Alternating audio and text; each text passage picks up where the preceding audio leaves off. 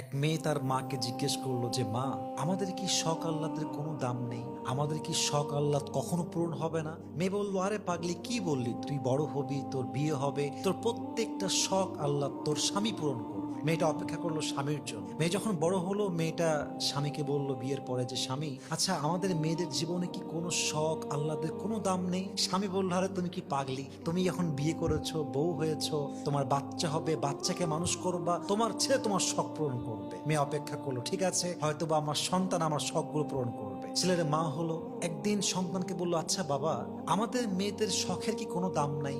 আমাদের আল্লাদের কোনো দাম কি পৃথিবীতে নেই? সন্তান বলছে, মা তোমার কি মাথা খারাপ? তোমার বয়স হয়ে গিয়েছে, তোমার এক পা কবরে ঢুকে গিয়েছে, তুমি এখন আল্লাহ বিল্লাহ করবা, কবরের ফিকির করবা। তখন মেয়েটা বুঝতে পারলো যে আসলে পৃথিবীতে নারীদের শখ বলতে কিছু নেই। পৃথিবীটা নারীদের আল্লাহ পূরণের জায়গা নয়, নারীদের প্রথম এবং শেষ